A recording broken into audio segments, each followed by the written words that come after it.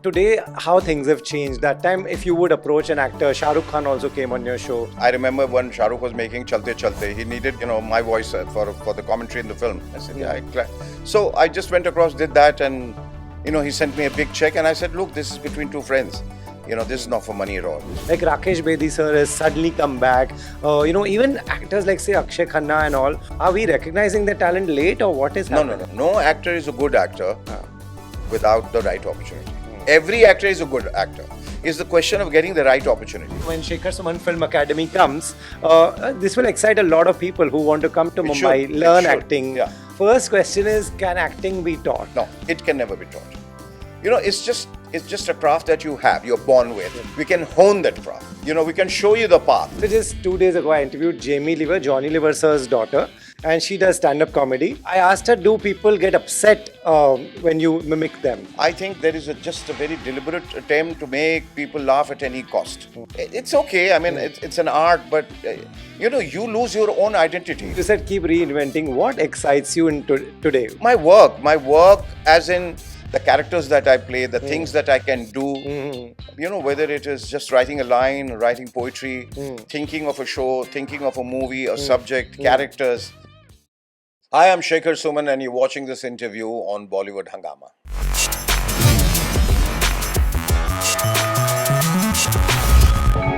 Mr. Shekhar Suman, welcome to Bollywood Hangama. Thank you so much. What a pleasure to have you, sir. Thank you so much. So, आजकल तो सब काफी लोग podcast करते हैं, interviews करते हैं. You are the OG who started this in India. I remember all my childhood watching all your shows. 1997, that's when 31st December.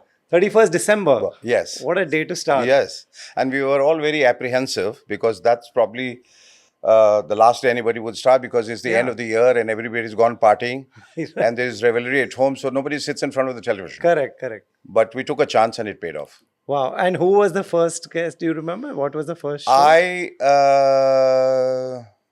I think the earlier guests were Mahmood Saab. Oh, nice. Yes, the first few episodes that I had done. Right. You didn't restrict it to film stars, and you had politicians, singers, from all walks of life. Yeah, all walks of life. What was the thought behind that? Because वो time पे कोई नहीं करता था ऐसा. Because it was not a film just catering to the film industry. It was not a show catering to the film industry. It was a show basically discussing the socio-political scenario of our country. So that just included pretty much everyone from all walks of life. Whether there were sports people, there were social activists, politicians, actors, all of them. Right. I think that this is a platform, is a level playing field meant for just everyone. Right. We saw you very unfiltered at that time. Yes. No cap. No cap. And that's what became your USP, the strength of the show. Do you remember the initial discussions? It has to be your take.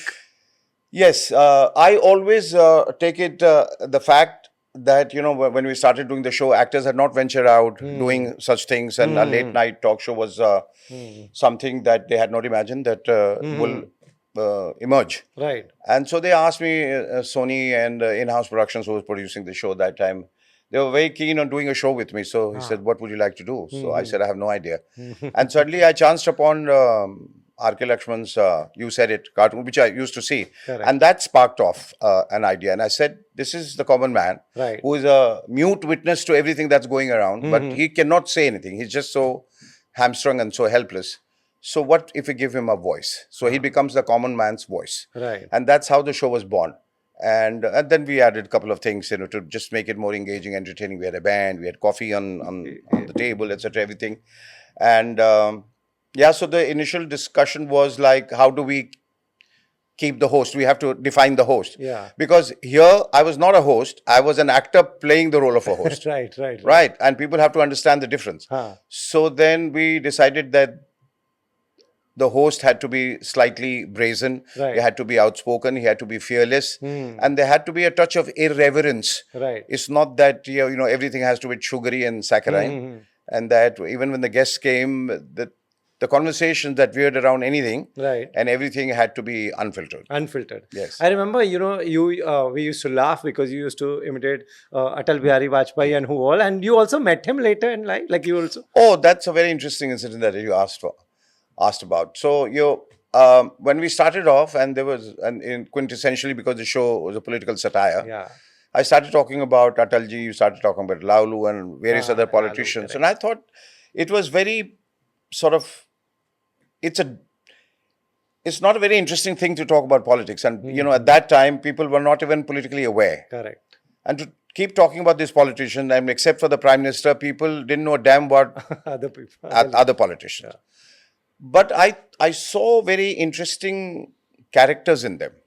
As an actor, I noticed the idiosyncrasies they had, the mannerisms they had. And that made for very interesting characters. Yeah. And I thought if I played them out, not mimic, but impersonate them, created impressions of them, then probably it will be far more interesting than just talking about. And that's how the journey started off, just talking about Atalji in the manner that you speak. And he had like very dramatic pauses. He used to close his eyes, his fingers, the way he moved, and like just an actor would do. Right. And so people love that. You know, people love characters. Yeah. You know, so even Lalu with his, you know, hinterland vibes. And in a typical manner that he spoke and the way he dressed up and his hairstyle, etc., everything clicked in a massive way with the masses. Did anyone tell you ki don't do it? No one. They enjoyed it. I mean, I think the worst thing than being talked about is not being talked about. That's true. You know, so everybody loved that, and it was 7 days a week, so everybody enjoyed that bit of publicity. So, what was it like when you actually met Atalji? So now, yes, coming back to that, so I got to know that you know, he had taken liking for the show, and he was actually recording and watching it every day. Oh, okay. And I take this as the biggest compliment of my life, that I had gone to a businessman's son's wedding in Mahalakshmi Racecourse. And I got to know that Atalji was there. And so I was very excited, and I wanted to meet him, and I wanted to know his reaction. But by the time I reached his car, he had left. He was about to leave, you know, with his whole caboodle, do his paraphernalia, etc. Everything was about to leave. And so I was like a bit disappointed, dejected. I said this was one opportunity where I could have met him. Maybe I would never be able to meet him. And then I saw Chhagan Bhujbal standing out there, and I rushed next to him thinking that when the car will pass, he will look toward him and maybe I'll do a pranam or a namaste. And that's exactly what happened. So he looked and he did a pranam, and then there was there was a pandemonium and there was commotion. Everything stopped, and you know, on the walkie-talkie, the cops were saying that the PM wants to meet someone. And so the car stopped. And then all of us were like, you know, little in a state of fluster, and we were standing there. And Atalji, despite his knee problems, he got out. And nobody had a clue what he was going to do next. And he walked up to me and he hugged me the hardest. How nice. And that's the moment I can never, ever forget. And I think that's the greatest moment for any actor, greatest compliment for any actor, greater than National Award, greater than Oscar, anything. And he said, I watch your show every day. Don't stop it. It makes the democracy stronger. And let me tell you one thing. When you take off on me, I laugh the loudest. Wow. So that was the Prime Minister. I mean, you know, he was a poet, he was a statesman. But I think that made my day, that made my life. I think even if I had just hung up my boots after that, I wouldn't have repented. What a story. And that too, the Prime Minister of India. I don't think anywhere, any part of the world it has ever happened that the Prime Minister has actually stopped his car for an actor and got down and hugged him. Amazing. Right. So that time, today, how things have changed. That time, if you would approach an actor, Shah Rukh Khan also came on your show. Would you approach directly? Today, obviously, it's not possible to reach film stars. No, I would like to be. They're all my friends. They're contemporaries. Then, you know, we have worked together. We keep meeting each other. I mean, I remember when Shah Rukh was making Chalte Chalte, he needed, you know, my voice for the commentary in the film, somewhere in the teaser. He called me up directly. I'm Shah. Hi, this is Shah Rukh. And I said, yeah, Shah Rukh. He says, I would want you to come and just, you know, give your voiceover for this. And I said, yeah, I'm glad. So I just went across, did that. And, you know, he sent me a big check. And I said, look, this is between two friends. You know, this is not for money at all. So... And then, but he wouldn't listen. Shah Rukh being Shah Rukh, he sent me a very expensive watch the next time, which I still have, and you know, it's a beautiful memento. So I don't like to go through the rigmarole. I don't like to go through managers, etc. And it's not needed. I have the personal numbers, and I just pick up the phone and call them. Right. So you know, today the way times have changed. What would be your advice to someone who's trying to do these interviews, even say myself and many others who are trying to do this job with full honesty? What would be your advice? Be honest. That's it. Do it with all your honesty and with a lot of conviction. Don't think too hard about how the interview is going to turn out to be. Correct. Don't think that, it's going to get you numbers or likes, etc., everything. Just be in the moment. Right. And that's it. That's how it works. Right. Just have a heart-to-heart conversation like we are doing. True. Don't think it as an interview or a podcast and all these mics, etc., everything. Like two people sitting in a living room and talking to each other. Wow. So the whole world is obsessed with these likes and views. Earlier, after your, much later in life, TRPs came, ki ye #1 show hai, then now Instagram, it's so instant, you can see it literally in an hour, then 2 hours. How should one not fall into this trap? By not falling into the trap. Very simple. Don't pay heed to it. Don't pay any heed to it. I think if you believe in your craft, you believe in your talent, and you believe in yourself, there is no need. I mean, there might be probably fewer people liking you, fewer likes, etc., everything. But as long as you have done your job honestly, that is what matters, and it reaches people. Right. Likes and dislikes, they're just part of the game. Right. It's like a film review. You're always looking for 3 stars, 4 stars, 5. There are people, even if you get 5 stars, there will be a whole lot of people who have disliked the film. So it really, at the end of the day, it doesn't matter. If you have been honest to your craft, if you have been honest to yourself, that is what matters at the end of the day. Wow. And if you're the right person to ask is, what do you think is the secret of longevity? You've had a long career, a great career. Keep reinventing yourself. Keep evolving every day. Every day has to be a step forward. You can't be, don't rest on your past laurels. Don't keep thinking about past, I did that. I was the #1 show, I was the #1 host, I was the #1 actor. Because, you get a Best Actor award this year, and it's strange, next year someone else gets the Best Actor. So you're no more the Best Actor? How does that happen? I've not been able to understand. Once a Best Actor, always a Best Actor. But Best Actors keep changing. So if you think how you can add a fillip to your career by doing different things connected to your main craft, then probably you'll never have problem in your life, and you will always stay relevant. And that's what I have tried doing. So, whether it was films or television, OTT or theater, I'm deeply connected to theater. Yeah. So that's helped me grow in terms of how the world is growing, the world is changing, adapting myself quickly to it is something that's kept me going. Wow. Talking about adapting, we all have adapted to just watching, sitting at home. How have OTT platforms done good for the entertainment industry? Or they've just made people lazy? Though there's always a flip side to everything. Okay. The good, the bad, the pros and the cons of it. OTT definitely gave you an opportunity to watch a lot of talented actors, who will probably not get the opportunity to work in films. So they take years and, they would probably just wither out. So here was like OTT, which had, away from censorship, gave you bold subjects that they were dealing with, actors who pushed themselves beyond the periphery. And so it was something very exciting. Right. But beyond a point, what happens that, there is a feeling of deja vu that sets in, because then everybody starts doing the same thing. So there are expletives, there are abuses, then everybody sort of misuses that. Correct. So every series will have lots of abuse and lots of sex, etc., just because you can do it. And so they all start looking the same. Right. And then beyond a point, then it starts irritating you. Correct. Beyond a point, you don't want to watch them. Right. But the fact remains that the OT has thrown up a lot of talented actors. Right. And a lot of path-breaking shows have been on OTT. True. So as someone who entertained on TV for years, never used foul language. Yes. Today, when it comes to a comedy show or stand-up comedy, it's a given. Like, the thing is, how do you look at it? It's a sad state of affairs. That's what I'm saying. That the whole world survived since time immemorial without abuses, even in films or anywhere else. What is the need of an abuse? I don't understand. The need of an abuse would be there when probably you lack in content.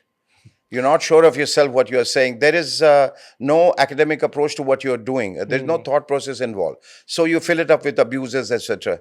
And at the end of the day, you're watching it with the family. You're watching two people together, father, daughter, brothers, sisters, all. And to have someone just abuse to high heavens. Correct. and you're sitting out there, it's a cringe moment. Right. And so I don't subscribe to it at all. Right. And all these things that happen on YouTube, and the point is they have this misconception that they are being very cool. Mm-hmm. You know, so I'm breaking all norms, I'm breaking Not scared of rules, it, I'm a maverick, I care a damn, I care a, you know, all that. You know, I think they are desperate people. Right. They're pitiable. So it's what happened was they got instant gratification when they are sitting in a crowd, and the minute they say give one gali, everybody starts laughing and clapping. You that see, minute, if I strip naked and I run in the middle of the street, you'll get the views. I'll get all the views, I'll get all the likes, and I'll get the biggest crowd ever. Yeah. But does that what I want? I think the real test of someone is if I'm sitting in a suit, you're still watching me and you're listening to me. Right. Yeah. Right. So the two observations that I would have, like say for you and all your generation of actors, that one, you all still command a lot of respect, and you all have respect for each other. The minute you talk about Shah Rukh, you speak so highly of him. Yes. All of them. I think all of them, without any exception, in the film industry who have made it. You cannot run them down for anything, because they have certain quality which you don't have. Everyone. Every second person that you meet is more talented than you in some way or the other. Learn from him. And he has reached here someone because of the way he looks, someone the way he dances, someone the way he dresses up, or you know, various other things that an actor adopts in his mannerisms. And you know, Rajesh Khanna had a certain mannerism, Dev Saab had. So I think they all need to be respected for the hard work that they have put in. Right. You know, the thing is that one thought that a young actor has, यार मैं troll हो जाऊंगा, कोई लोग मेरे पीछे पड़ जाएंगे, everybody will look at it. Let it be. I mean, if as I'm like reiterating it, if you're sure of yourself, see, opinions are divided even about God. Opinions are divided on Him, and we just had a great debate with Javed Akhtar Sahib that does God exist or He doesn't. Yes. So when there is, you know, discrepancy there, when there is a divided opinion on God, then obviously no matter we are ordinary mortals, no matter what we do, the opinions would be divided, and there would be trolls. I mean, at least you should be happy they are looking at your work and then trolling you, rather than not being looked at all. Right. So you said keep reinventing. What excites you in today? When you wake up, what all excites you? My work as in the characters that I play, the things that I can do. You know, whether it is just writing a line, writing poetry, thinking of a show, thinking of a movie, a subject, characters, you know, interaction, watching people, observations, etc. All these things excite me a lot. Wow. I'm forever preoccupied into just creating something, even in my mind. You know, it may not necessarily see the light of day because there are so many things to be, you know, to attend to. But I'm just happy creating all those in my mind. And so right now when I'm doing a play called Ek Mulaqat, where I play Sahir Ludhianvi, the people are going berserk and says, we can't even imagine that a character like this existed, and the Zaman that you are using, and Urdu, it's, you know, most of the things we don't understand, but now we want to learn Urdu. And it sounds so good. So how did you achieve that? It's like sheer hard work. You have to listen to people. You have to read a lot. You have to rehearse a lot. You have to practice a lot. As they say, a lot of effort goes behind being effortless. You know, so what you see and what the ease that you see, a lot of, you know, hard work has gone behind it. Right. So just 2 days ago, I interviewed Johnny Liver sir's daughter, and she does stand-up comedy. The thing is, I asked her, do people get upset when you mimic them? She said yes. So, आजकल upset ज़्यादा होते हैं. I know. I somehow per se don't like stand-up comedy. Okay. I think there is just a very deliberate attempt to make people laugh at any cost. And they're forever mimicking people. I think it's okay. I mean, it's an art, but you know, you lose your own identity. I mean, the whole life you have spent mimicking people. Then what do you stand for? So who have you ever tried to question as yourself, your own identity, your own talent, what you can do? No, your entire life is just impersonation. Your entire life is who talks like, you know, how and who dresses in a particular manner, and whether I can do the same way, whether I can talk the same way. in small doses, it's okay. Okay, But making just a career out of it, I don't understand. But okay, to each his own. I mean, I have no complaint. But I feel that stand-up comedy, the fact that now everybody is trying to do, but they don't understand stand-up comedy. What does that mean? I think, if you're trying to, I mean, it's all about observations and all about just seeing things around and talking about it. It's still okay. But I think there is a greater emphasis every time you're doing it that how I'm going to get my punchline. Right. And how I'm going to get the maximum laughs. How I'm going to make money. How I'm going to get more popular. So that is where we go wrong. Right. I think, if you have to learn from people like Sharad Joshi and Harishankar Prasai, who knew how to write the correct things, even having a shot at the system or people, but they never sort of push the wrong button. They never hit you below the belt. Right. They will never humiliate you. But stand-up comedy, I'm saying that it's, roasting is a Western phenomenon. Roasting. Roasting. I'm going to roast you. Why would you roast me? Why? I mean, if I have achieved a certain status in life or I have a fantastic body of work, then you need to praise it. You need to kind of encourage me. And we need to encourage each other instead of running each other down. Right. College time ragging is still okay. But beyond that, when you're in the professional domain, then we need to show respect. Right, true. So do you see a change where a lot of actors who started earlier are coming back? Like Rakesh Bedi sir has suddenly come back. Even actors like, say, Akshay Khanna and all, who were not working for many years, but suddenly they are exploding. Are we recognizing their talent late, or what is happening? No actor is a good actor without the right opportunity. Every actor is a good actor.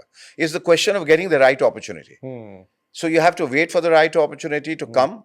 It may not. It may not. Till then, you have to just wait and watch. Keep working. So when it comes to you, suddenly realize, oh my God, we never realized he was such a good actor. He was always a good actor. He never got the right opportunity. So all these people didn't become good actors overnight. Yeah. Right. So and so it's just a coincidence. As all these actors in a single film got roles. Those were well-written roles, well-scripted roles. We had a fantastic director. Yeah. All of that put together, right, created that aura. True. So in a country like ours, when Shekhar Suman Film Academy comes, this will excite a lot of people who want to come to Mumbai, learn acting. Yeah. First question is, can acting be taught? No. It can never be taught. It's just a craft that you're born with. We can hone that craft. We can show you the path. But it's like you cannot turn a stone into a diamond. You can polish the diamond and create rings out of it or jewelry out of it and make it more beautiful. So acting can never be taught. And I wonder what they do and what they teach in institutes for 5 years. Right. It's just a waste of time and waste of money. And also you're wasting 5 precious years of any actor's young life, person, which he should probably be in front of the camera, learning the craft. Right. So basically you have to understand that one has to have the makings of an actor within him. You have to make him realize his latent talent and tell him, this is all what you have got and this is how you can make it better. Right. That's what acting is all about. But if he doesn't have it in him, you cannot make him an actor. Like you can never make a non-singer a singer. Right. He will always be pitch imperfect. He will never be an accomplished singer. Correct. He may just try out Sa Re Ga Ma Pa Dha Ni Sa in various ways and whatever, but singing songs also and then correcting it in the studio. But he will never be an accomplished singer. Right. Similarly, an actor is born with certain talents. I mean, God has given us those gifts, when you're certain. Some people are born as singers, some people are born as writers. No matter how hard you try, you can never write like Shakespeare. Right. See, it's very simple.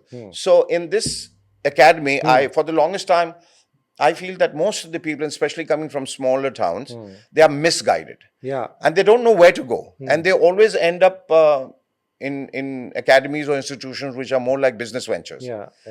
And they're taught by non-actors and they're taught by unknown people.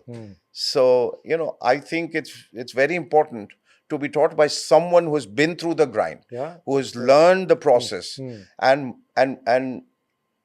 more often than not, you have to teach them what not to do, because acting is all about knowing what to do, and equally important, knowing what not to do. Right. So nobody tells them that, so they're always in a hurry. They think, let's learn dancing, let's learn horse riding and fencing and all of that, and make a body, and you are an actor. An actor is not someone who just says his lines. Anyone can say lines. And cinema gives you the luxury of a retake. So, you say it 50 times, 60 times, you get it right. But you are an actor. Have you felt the role? Have you felt the character? Have you resonated with it? So those are techniques that can be taught to you to enhance the already existing talent in you. Right. But it can never be taught. Anybody who says that acting can be taught or goes to acting schools where acting is taught is lying. Right. So what exactly is the plan here? How will this academy run? And will you be teaching? Like, what is the plan? If you can just tell people. Any academy will have a certain curriculum. Correct. And, a structure. It will follow.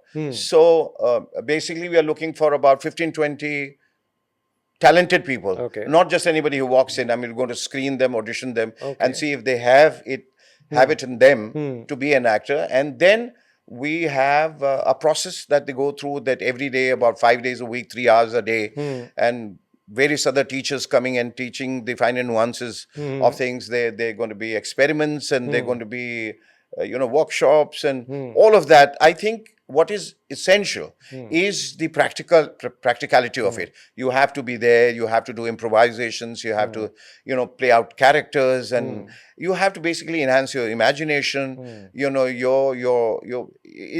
have to build up your emotional memory through your observations that you had in your life, and teach the finer aspects of acting. So this is how it's going to work. And of course it will extend to cinematography, and there are various guys who are adept at teaching, and hardcore professionals.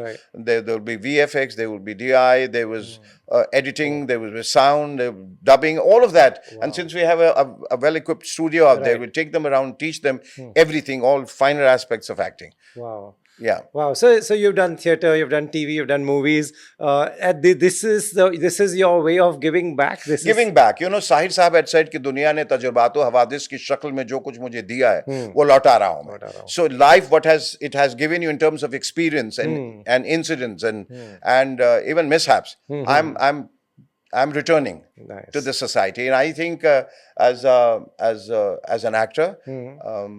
I think we are socially responsible creatures, and there is an accountability. And I think every actor worth his salt should be able to kind of give it back, whatever they have learned. We should leave behind a legacy. And there are a lot of aspiring actors who need to go to the right institutions, right academies to learn the craft. And that's where we're going to help them. Right, that is incredible, sir. Everybody will come for their different reasons. A lot of people come to Mumbai to become stars. What do you want to tell them? That's the problem. Don't chase applause. Chase the truth. Right. Yeah, chase honesty. Chase the talent in you. So if you are just coming with stars in your eyes, which is not a bad thing, but let stardom follow you. Let applause follow you. Right. And it would. If you have the talent, it's not going anywhere. Right. It's just lurking around the corner. It sees and it follows you, and it says, this guy's talent, and it'll follow you. So come with a lot of conviction, determination, hope, and have a lot of faith, and have also the courage to fail. Embrace failure. It can happen. It will happen. And not all actors, even if you are very good, sometimes will not make it to the marquee.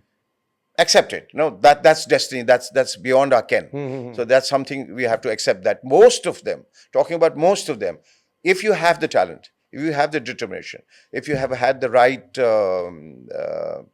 people around you, right incentives, right institutions, you will succeed sooner or later. Right. Is it, a lot of them also just give up everything and come? It's an expensive city. It's tough to stay. It is. What would you tell them? I think for that, we also have online acting. Okay. So that would be especially for people, smaller towns, villages, etc., who cannot afford to. And I don't advise them to come to Bombay. You just learn from there and discover yourself. Talk to yourself in the mirror. That's why you got a mirror out there. And see whether, you're going straight, you're going haywire, you're getting it right or not. I mean, there is a lot many ways you can actually assess yourself. And so you have to understand that the most powerful tool of an actor is his voice and his speech, which we totally ignore. We just, as I was saying earlier, also just say your lines and get the hell out of the studio. You said your line, somebody has clapped, and you feel, you know, I have arrived. It doesn't happen like that. Now, how do you work on your voice?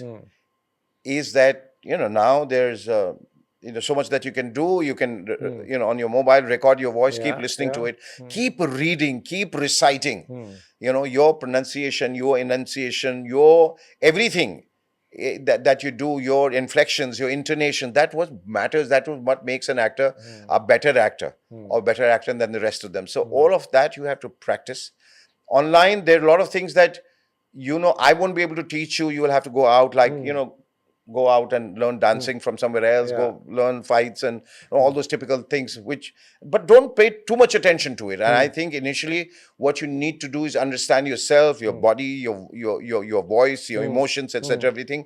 And there's a process of realigning them. Once you have done that, you will see that, you know, it's a light bulb moment, you know, when you're teaching somebody, and from a complete confusion to a clarity that comes like that, and you see that bit of confidence coming on someone's faces, because, you know, you have been consistently and constantly worked at your craft. So all these people who cannot afford would work there, and eventually they feel, and when you feel that they are ready for it, then they can come to Bombay. Right. You know, save all that money and save all that time. Right. And we'll be able to guide them and tell them, hang on, you're still not ready for it. You know, so that what you call industry readiness is something that that's great advice. So do you agree that, you know, a lot of you and, you know, many of your contemporaries made it because you all had the fire, you all had no option? A lot of people who are in the city also are very privileged and that's the reason they have less fire, because they have everything. They don't have to pay bills. They can buy whatever they want. Do you think they are the privileged lot? They're entitled. Nothing wrong with that. We should not look down about, crib about that. You know, there's some people who are born privileged. They're born privileged. Simple. So, yeah. But then, as I said, then when you have to fight it out, you have the fire in your belly and the will to succeed. It comes more out of necessity. It comes more out of privations, you know. And so if you don't get money for 3 square meals a day, you said, I'm going to work harder. If you don't have a car to drive or a house, a home, then you're going to work harder. But somebody who has is relaxed. And that's why most of them don't turn out to be good actors. Yeah. So lastly, also, you know, some will still come and give it like, I'm going to Mumbai for 1 year. I'll see what happens. Is that fair to you, the industry and yourself? You just give it 1 year to make it as a star or an actor or something? कि 1 साल 2 साल के लिए जाऊंगा, हुआ कुछ तो नहीं तो वापस आ जाऊंगा. You have to give yourself time, of course. If I don't recommend people who come here and if they're mediocre, they should first of all understand that they're mediocre. Nothing would happen to them, and they'll always stay mediocre. But if it's not happening to you, your small voice will tell you, Chief, it's not happening. So either give up, or if you think you can still go on and still sort of persist, then do that. Because finally the penny will drop. When and how, I don't know. But if it has to happen, it happens within a year. Within a year, 2 years, you start seeing some inroad. You start making some inroad into the film industry, some role. So as, Stanislavski said, there are no small parts. They're only small actors. Right. So, you begin with small parts and it'll take you a long way. You will be on the highway. And we've seen so many examples of that. Yes, so many examples. But yes, you need a lot of patience. As I'm reiterating again, don't come with stars in your eyes and stardom, and I'm going to be like Shah Rukh Khan, I'm going to be like Amitabh Bachchan, and I'm going to this, and I'm going to replace that one. There's nothing wrong about dreaming, but dream something that is achievable. Realistic. Don't go beyond that. As I said, that becomes like extremely difficult thing to achieve. Things will fall into place, as I said. All things that you have in your head, just keep manifesting, just keep talking to yourself. It will happen. But as I said, stardom, money, the whole paraphernalia, all of that, don't work toward that. Right. As I said earlier, they'll all follow you. Right. You believe in manifestation? You think it works? I guess when you say manifestation, you are actually basically underlining a thought, your dream. I want to do it. I want to do it. It's like rehearsing. It's like when you do a riyaz. When you keep saying sa, sa, sa, sa, so you actually get that, you know, and it becomes a part of your system. Right. So just thinking about that, I have to do it. I have to work hard. I have to get it right. If you're not getting it, I have to learn this. I have to learn this. That's what I feel that is what manifestation does. It's not that, okay, I'm going to be this, I'm going to be that. It happens. It never happens like that. That's all bullshit. Right. It doesn't. So yes, but manifestation in a way, just keep reminding where you're going wrong. Manifestation in a way, things that are achievable. You work towards it, and that. Right. Great. Shekhar sir, sitting with you, I understand why you've had such a glorious career, and you're giving it back now. It's amazing, very inspiring for all of us. Thank you. Thank you, sir. We'll say cheers to that. Thank you. Cheers to that.